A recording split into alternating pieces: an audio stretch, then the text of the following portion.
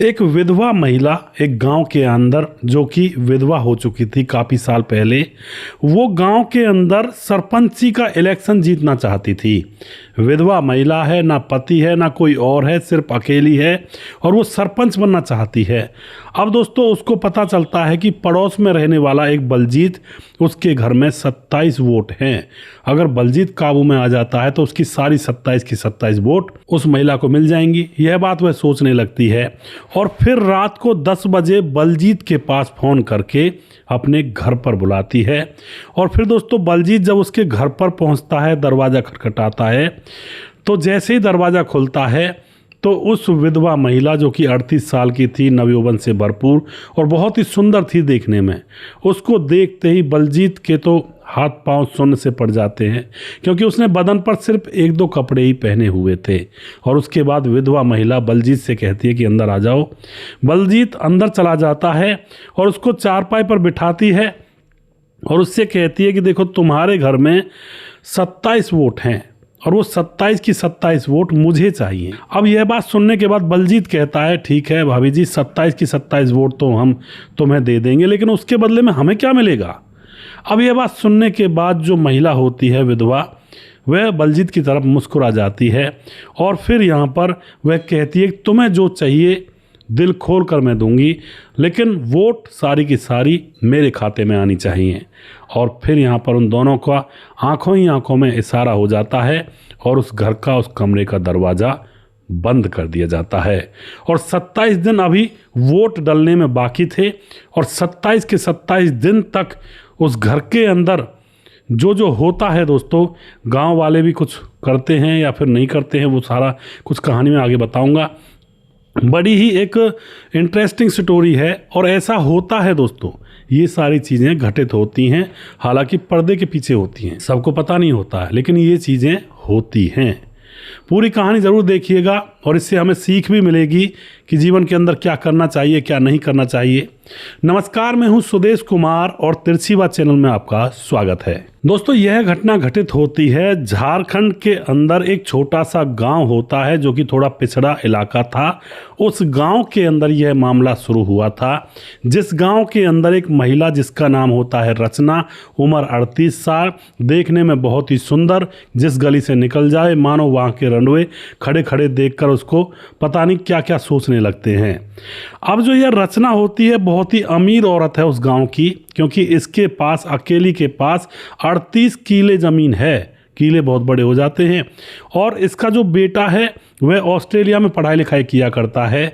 पति की 5 साल पहले किसी बीमारी के चलते मौत हो चुकी थी और यह 3 ही लोग थे अपने घर में। तो पति जा चुका है, पत्नी अपने घर पर है, विधवा हो चुकी है, गांव के अंदर है और बेटा ऑस्ट्रेलिया पढ़ने के लिए भेजा हुआ है। अब दोस्तों गांव की जैसे सबसे ज़्यादा अमीर यह औरत है, तो जब पैसा ज़्यादा होता है तो लोगों के विचार, लोगों का दिमाग बहुत ज़्यादा और चीज़ों में चलने लगता है। इसका भी दिमाग चलता है कि भाई मैं सरपंच बनूंगी इस गांव की और ज़्यादा नाम कमाऊंगी। तो पहले ये 2 बार सरपंची का इलेक्शन लड़ती है, काफ़ी पैसा भी खर्च करती है, लेकिन बात नहीं बन पाती है। अब तीसरी बार सरपंची का चुनाव था। अब की बार इसने सोचा कि अब की बार तो मुझे सरपंच बनना ही बनना है, चाहे कुछ भी हो जाए। तो तीसरी बार के लिए भी ये फार्म भर देती है और अपनी सरपंची की तैयारी में लग जाती है। अब की बार ये सोचती है कि चाहे मुझे पैसा पानी की तरह बहाना पड़े, और यहाँ पर यह सोचती है कि शराब और शबाब भी इंतज़ाम करने का प्लान पूरा बना लेती है कि चाहे मुझे पैसा पानी की तरह फूकना पड़े, पानी की तरह बहाना पड़े, और शराब और शबाब का भी चाहे मुझे इंतज़ाम करना पड़ेगा तो मैं इन लोगों के लिए करूँगी, क्योंकि मुझे अब की बार सरपंच बनना है तो बनना है। अब तो दोस्तों ये सारी सोच विचार इसके मन में चल रही थी, हर हाल में सरपंच बनना है। अब गांव के अंदर जाती है, रैली करती है, कुछ लोग इसके साथ भी चलते हैं। तो रैली कर कर के ये गांव को जो लोग होते हैं उनको बता रही होती है कि भाई मुझे वोट देना, मैं तुम्हारे लिए सड़कें बनवा दूंगी, या फिर गांव से जो कच्चा रास्ता आता है उसको सड़क में परिवर्तन करवा दूंगी, गांव के अंदर जो नालियां हैं इनको साफ करवा दूंगी। वही जो सरपंचों के वादे होते हैं, ये सारे वादे यह गांव वालों से कर रही थी। तभी शाम हो जाती है, रैली करते करते कोई इसको चाय पिलाता, कोई पेप्सी पिलाता। शाम जैसे हो जाती है तो एक घर के सामने से गुजरती है और वह घर था बलजीत का। बलजीत के घर में जब ये वोट मांगने के लिए घुसती है तो वहाँ पर औरतें बैठी हुई थी और बलजीत भी बैठा हुआ था जिसका घर था। अब उसके बारे में जब इसको जानकारी मिलती है कि इस घर के अंदर 27 वोट हैं तो यह वहाँ पर मांग कराती है वोटों को, भाई हमें वोट देना, हम तुम्हारे लिए काम करवाएंगे। अब सारा काम फारिग हो जाता है, शाम को ये अपने घर पहुँच जाती है। लेकिन अब शाम को 5 बजे इसको लगता है कि मैं उस बलजीत के घर में जाऊँ और वहाँ पर वोटों को पक्का करके आती हूँ। तो वह दोस्तों शाम के समय में बलजीत के घर पहुँच जाती है और वहाँ जाने के बाद अब उनसे बातचीत करने लगती है। बलजीत भी वहीं पर बैठा हुआ था। बलजीत थोड़ा सा अय्यासी टाइप का आदमी था। अब सारी वोट जब वह गिनती है कि भाई तुम्हारे घर में 27 वोट हैं और ये 27 वोट मुझे चाहिए। उसके बाद जैसे बात कर रही होती है उनसे तो इसका पेन गिर जाता है ज़मीन पर। बलजीत वहीं पर खड़ा था तो यह पेन लेने के लिए जब नीचे के लिए झुकती है तो बलजीत की नज़र में कुछ आ जाता है। उसके बाद तो बलजीत से रुका नहीं जाता है और अब यहाँ पर यह मैडम ये सारा नज़ारा देख रही थी कि बलजीत उसकी तरफ किस तरह से देख रहा है। और उसके बाद वह चलने वाली होती है तो बलजीत को एक साइड में ले जाती है और उससे कहती है कि देखो बलजीत, तुम्हारे घर की 27 वोट मुझे चाहिए, उसके लिए चाहे कुछ भी कीमत ले लो तुम। अब तो यह बात जब वह बलजीत के सामने कह देती है तो बलजीत समझ जाता है, कच्ची गोलियां थोड़ी खेला हुआ था, सारा कुछ पता था उसको। उसके बाद यह मैडम कहती है कि तुम शाम को मेरे घर पर आ जाना रात के 10 बजे और वहाँ पर बातचीत करेंगे। बलजीत पूरी तरह से समझ चुका था कि मैडम का इशारा किस तरफ है। रात होती है, शाम हो जाती है, शाम के बाद 10 बज जाते हैं। बलजीत घर से निकलता है और गांव के मेडिकल स्टोर पर जाता है। एक छोटी सी दुकान खोली हुई थी किसी ने, वहाँ से शक्तिवर्धक गोलियां लेता है और उनको वहीं पर पानी के साथ गटक जाता है। और उसके बाद ये सीधा पहुँच जाता है जो सरपंच पद की उम्मीदवार थी रचना, 38 साल की, दरवाजे को उसके खटखटाता है और वह जब दरवाज़ा खोलती है तो दोस्तों यह ऐसा नज़ारा देखता है जिसकी इतने शायद उम्मीद भी ना की हो कि इतनी जल्दी काम हो जाए। रचना कुछ ही कपड़ों में थी और मानो इसका इंतजार कर रही हो। यह अंदर जाता है, रचना के जिस्म को देखता है, शरीर को देखता है तो यह बिल्कुल कहते हैं लार टपकाने लगता है। और उसके बाद रचना इसको अंदर बेड पर बैठा लेती है और कहती है कि बता भाई सारी वोट मुझे दोगे या नहीं दोगे। अब यह कहता है कि हाँ आपकी हैं सारी वोट, उसके बदले में हमें क्या मिलेगा ये भी तो बताइए, जबकि समझ चुका था पहले ही। रचना कहती है जो तुम चाहो वो तुम्हें मिलेगा। अब तो दोस्तों यहाँ पर आंखों ही आंखों में इशारा हो जाता है और ये शराब पीने लगते हैं और शराब पीते पीते इनको नशा हो जाता है और फिर पूरी रात भर जो इस बलजीत को चाहिए था वो रात भर ही है वहाँ से अपनी इच्छा पूरी करता है। और उसके बाद सुबह हो जाती है और सुबह जैसे ही घर जाने लगता है तो रचना कहती है कि देखो 27 दिन बाकी हैं अभी इलेक्शन में और 27 दिन के लिए मैं तुम्हें छूट देती हूँ, तुम कभी भी मेरे घर पर आ सकते हो और कभी भी अपनी वोट की कीमत ले सकते हो, लेकिन इसके साथ मुझे कुछ और भी वोट करवा दो अगर तुम करवा सको तो। बलजीत एकदम से कह देता है कि हाँ जी बिल्कुल करवा दूंगा, बहुत सारे लोग हैं ऐसे तो बहुत वोट दे देंगे आपको। और उसके बाद दोस्तों रचना उससे कहती है कि चाहे कुछ भी चाहिए वो मैं देने के लिए तैयार हूँ, पैसा, शराब और शबाब सब कुछ मैं दूंगी। अब उसके बाद तो दोस्तों बलजीत यार दोस्तों के साथ बैठता है, उनसे बात करता है कि रात तो बस वह सोने की खान में पहुंच गया था। अब दोस्तों उसके यार दोस्त कहने लगते हैं यार वोट तो हम भी उसी को दे देंगे, हमारा भी काम बनवाओ। अब यह जो बलजीत होता है मैडम के पास आता है और उससे कहता है कि मैडम 10 वोट हैं एक आदमी के पास, पूरा घर दे देगा अगर उसको आप बुला सको तो। वह आपके पास आना चाहता है। मैडम समझ जाती है, उस आदमी को बलजीत लेकर आता है। वह आदमी भी शक्तिवर्धक गोली खा कर आता है और फिर पूरी रात भर वोट की कीमत लेकर जाता है। उसके बाद 2-4 लोगों को और बलजीत उस मैडम के पास ले आता है। तकरीबन 27 वोट तो खुद की थी और किसी की 10, किसी की 5, किसी की 12, इस तरह से तकरीबन 70-80 वोट उसकी सिर्फ अकेला बलजीत ही करवा देता है। अब तो गांव में जिसको भी पता चलता वो अपनी वोट देने के लिए आतुर हो जाया करता और मैडम से जाकर सीधा बात कर लिया करता, तो सीधा भी डायरेक्ट इनडायरेक्ट प्रोग्राम भी यहाँ पर चल रहा होता है। इस तरह से करते करते 27 दिन गुजर जाते हैं। 27 दिन में रात भर बलजीत उसके पास रहा करता, दिन में वो दूसरी बुकिंग पूरी किया करती। और अब 27 दिन गुजरने के बाद जब चुनाव होता है, वोट डलती हैं, तो वोट डल रही थी। सुबह से ही रचना का दिल धड़क रहा था कि क्या होगा, 2 बार तो मैं हार चुकी हूँ। अब वह इंतज़ार कर रही थी, लोगों की तरफ देख रही थी कि मुझे वोट डल रही हैं। अब दोस्तों लोग वोट डाल रहे थे, लेकिन जैसे ही शाम होती है और वोट गिनी जाती हैं, तो शाम को जैसी वोट गिनी जा रही थी तो लास्ट में रिजल्ट ये आता है कि रचना तीसरी बार भी सरपंची का इलेक्शन हार चुकी थी और जो विरोधी था वो जीत चुका था। यानी कि खाया पिया कुछ नहीं, गिलास तोड़ा बाराना, ये कहावत है। अब तो यहाँ पर रचना टेंशन में परेशान अपने घर पर आ जाती है। गाड़ी से गई थी, गाड़ी से घर आ जाती है, बहुत बड़ा घर था उसका।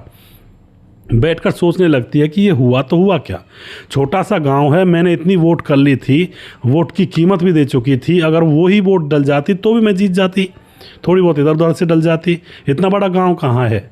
अब तो दोस्तों वो विचार करने लगती है और अब पता लगाती है कि जो ये बलजीत था इसके परिवार वालों ने और इसने उसको कितनी वोट दी हैं।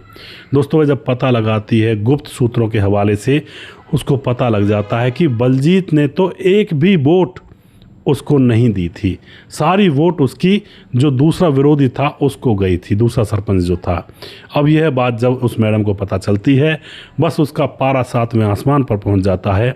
अलमारी खोलती है और बंदूक निकालती है और अपनी साड़ी में बंदूक लगा करके सीधा गाड़ी में बैठ जाती है। गाड़ी चलाकर बलजीत को पूरे गांव में ढूंढ रही थी। बलजीत उसके घर पर नहीं था तो फिर वहां से आगे चली जाती है। फिर बलजीत गांव के अंदर एक चौपाल पर ताश खेलता हुआ लोगों के बीच में बैठा हुआ मिलता है। सीधा उसके पास जाती है और उससे कहती है कि तुमने मेरे साथ धोखा किया, एक भी वोट मेरे उसमें नहीं डाली और मैं तुझे जिंदा नहीं छोड़ूंगी। और दोस्तों उसके ऊपर वह गोली चला देती है। बलजीत की वहीं पर मौत हो जाती है। तुरंत यह मामला गर्मा जाता है, पुलिस आती है, पुलिस आकर के इस महिला को अपने काबू में लेती है, इसको जेल में डाल दिया जाता है। और फिलहाल यह महिला सरपंची के चक्कर में सब कुछ लुटा कर भी, पैसा धन दौलत शराब शबाब यहाँ तक कि अपने शरीर जिस्म को भी लुटाकर सरपंच नहीं बन पाई, लेकिन जेल पहुँच गई। ऐसा होता है दोस्तों, ये सरपंची के इलेक्शन आते हैं, बहुत सारे वैसे भी इलेक्शन होते हैं, बहुत सारी जगहों पर ये बातें सुनने को भी मिलती हैं। लेकिन इतना क्यों गिरना एक सरपंची के पद के लिए कि जो अपना आत्मसम्मान है वो ही खो जाए। गांव वालों के साथ जब यह कुकृत्य होगा, इस तरह से कोई औरत करेगी, तो फिर उसके बाद चलो मान के चलो सरपंची जीत गई, लेकिन सरपंची जीतने के बाद क्या वो शर्म से सर उठा करके उन गली गरारों में चल करके अपनी सरपंची कर पाएगी? शायद मुझे तो नहीं लगता कर पाएगी, क्योंकि जब इज्जत ही चली जाएगी फिर सरपंची में क्या इज्जत आएगी। अपनी जो सबसे बड़ी इज्जत है उसको खो करके सरपंची की इज्जत लेने के चक्कर में ऐसे कुकृत्य करते हैं लोग, तो कहाँ तक इज्जत हो पाएगी? कुछ भी इज्जत नहीं हो पाएगी। अगर सरपंची बन भी जाता है कोई ऐसे, तो कोई फ़ायदा नहीं है उसका, कोई उसको उस नज़र से नहीं देखा जैसे देखेगा जैसे पहले सरपंच को देखते होंगे।